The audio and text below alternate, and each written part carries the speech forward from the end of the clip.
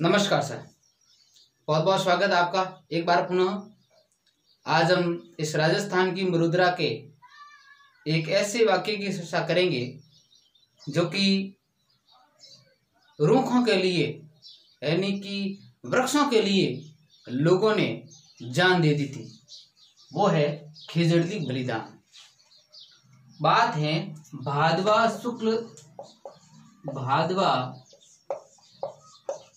शुक्ल दशमी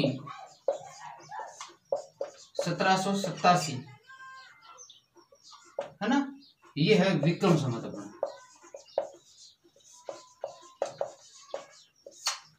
और ईस्वी सन की बात करें तो 28 अगस्त सन 1730 जोधपुर महाराज उसमें थे। जोधपुर के महाराज थे अभय सिंह। अभय उस सिंह ने उसमें मेहरानगढ़ में एक महल बनाया था। जोधपुर का किला है मेहरानगढ़, उस मेहरानगढ़ में एक महल बनाया था। उस महल का नाम था फूल महल। अब यहां पर सोना के गाड़ने के लिए लकड़ियों की जरूरत पड़ी। लकड़ियों की जरूरत पड़ी, ठीक है ना। लकड़ियों की जरूरत पड़ी और लकड़ियों की जरूरत पड़ी तो उन्होंने देखा कि कहीं लकड़ी का बंदोबस्त हो तो करो। ये काम दिया अभय सिंह जी ने गिरधरदास भंडारी। गिरधरदास भंडारी, गिरधरदास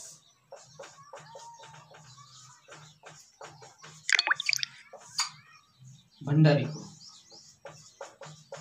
उनका सबसे विश्वास पात्र सैनिक गिरधरदास भंडारी को जिम्मा दिया कि आप आसपास के गांवों से किसी न किसी प्रकार से लकड़ी का बंदोबस्त कीजिए।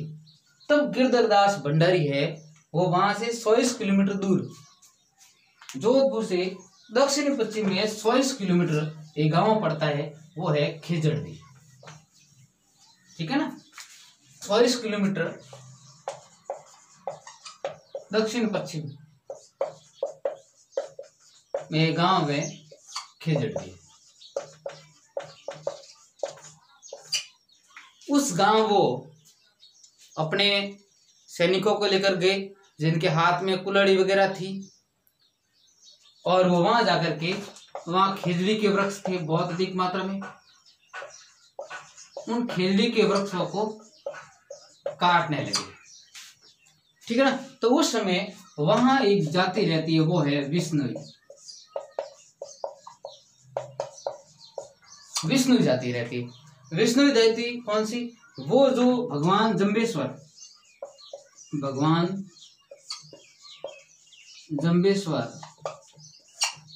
के जो 29 नियम थे, जम्बेश्वर के 29 नियम यानी 20 + 9 विष्णुई, 20 + 9 29 नियम मानते हैं, वो कहलाए विष्णुई। तो विष्णुई जाति के लोग वहां रहते थे। और विष्णुई धर्म में ये 20 + 9 है, इसमें जो 19वां नियम है, ये सब 29 नियम है। और जिन्होंने इस नियमों को माना वे विष्णुई कहलाते। जिनमें 29वां जो नियम है उसमें वृक्षों की कटाई नहीं करना। तो वहां के जो विष्णुई जाति के जो लोग थे वो वन प्रेमी थे, भगवान जम्बेश्वर के नियमों को मानने वाले थे। उन्होंने उस गांव में वृक्षों को काटने नहीं दिया। तब कहते हैं कि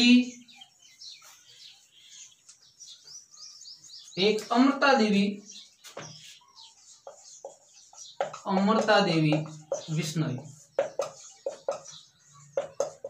नाम की एक महिला है, वो महिला आती है और उनको कहती है भैया आप कौन हो और क्यों वृक्षों को काट रहे हो। तब कहते गिरधर दास भंडारी वो कहता है कि वहाँ राजमहल में एक महल बनाया, वहां पर इस लकड़ियां चाहिए और हम लकड़ियां काटेंगे। तब उन्होंने कहा नहीं, हम रूखों को काटते नहीं देंगे, सिर काटे पर रूख रहे तो भी सस्तो जान। उन्होंने ये बात की कि मेरा सिर कटने से भी अगर रूख रहता है, यानी ये रूख पेड़ को बोलते हैं कि सिर काटने से अगर पेड़ रहता है तो भी ये सस्ता होगा, यानी पेड़ पौधों से अपनी जान है वो उचित समझा। अमृता देवी ने काफी को समझाया लेकिन लोग इससे माने नहीं। तब अमृता देवी है वो इस वृक्ष के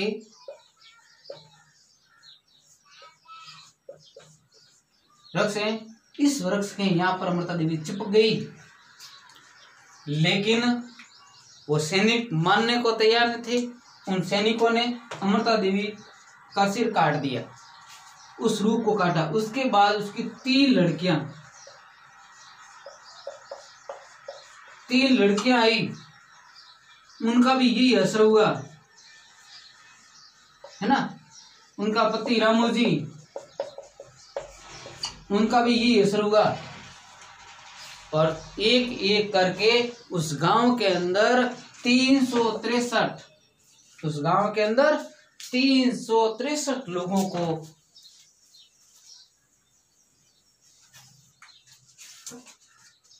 बलिदान कर दिया। 363 लोग थे और इस पेड़ पौधों के कारण शहीद हुए, पेड़ पौधों के कारण शहीद हुए।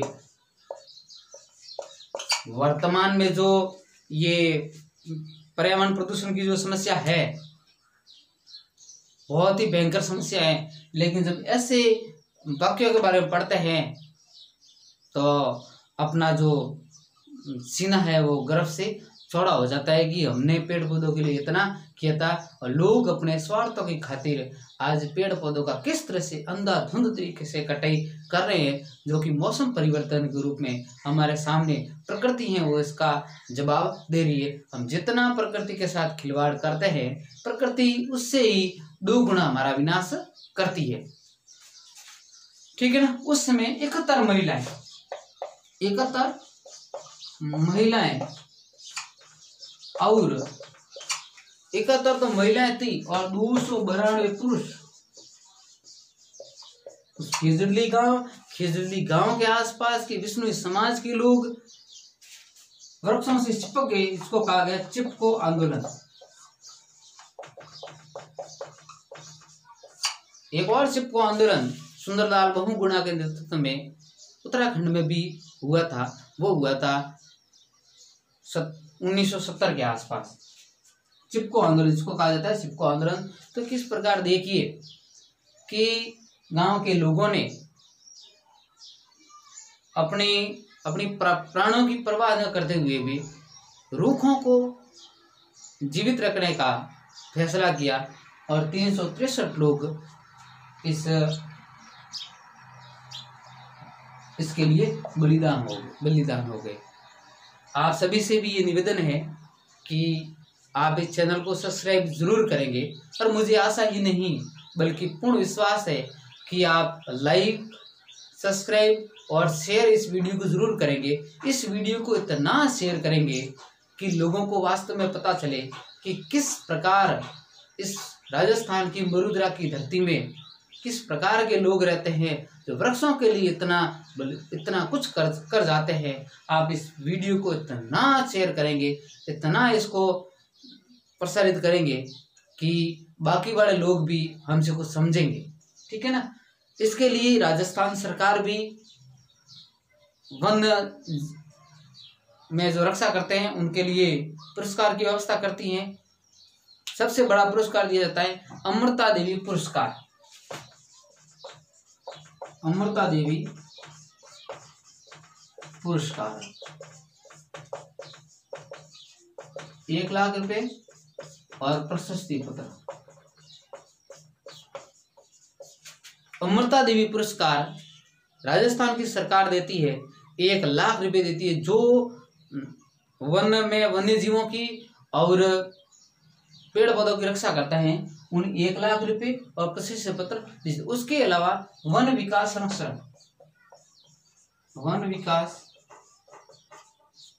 संरक्षण भी देता है। वो देता है 50,000 और एक प्रशस्ति पत्र। ठीक है ना, 50,000 और एक प्रशस्ति पत्र वन विकास संरक्षण भी देता है। और एक वन विकास संरक्षण में उत्कृष्ट योगदान देने वाले उनको भी 50,000 और एक प्रशस्ति पत्र दिया जाता है। अब बात करते हैं इसमें मेले।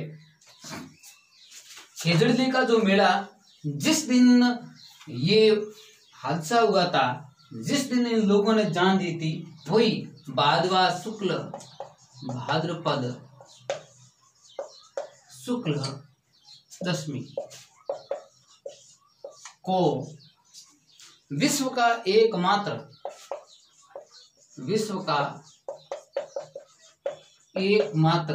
वृक्ष मेला, ठीक है ना, विश्व का एकमात्र वृक्ष मेला लगता है। ये खेजड़ली गांव में लगता है। कहाँ लगता है? खेजड़ली गांव में, जहां पर 363 लोगों ने जान दी थी। वहां पर भगवान जम्बो जी का मंदिर बना हुआ है, ठीक है ना, और भगवान जम्बो जी का मेला लगता है उसी जगह। देखिए किस प्रकार लोगों ने अपनी आन बान और शान की रक्षा के लिए, और आज भी विष्णु जाति है वो वन्य जीवों के लिए एक प्रकार का वरदान साबित हुई है। जहां पर विष्णु समाज के लोग रहते हैं वहां पर किसी प्रकार की वन्य जीवों को मारने वो नहीं देते हैं। वन्य जीव आराम से घूमते हैं, पेड़ पौधों की वो कटाई करने दे। इसलिए विष्णु जाति को वन प्रेमी जाति भी कहते हैं। आपका एक बार पुनः धन्यवाद। और अंत में यही कहूँगा, इस वीडियो को इतना फैलाए कि वर्तमान की जो समस्या है ग्लोबल वार्मिंग की समस्या लोगों को पता चले और लोग इससे जागरूक होंगे। एक बार पुनः आपका धन्यवाद।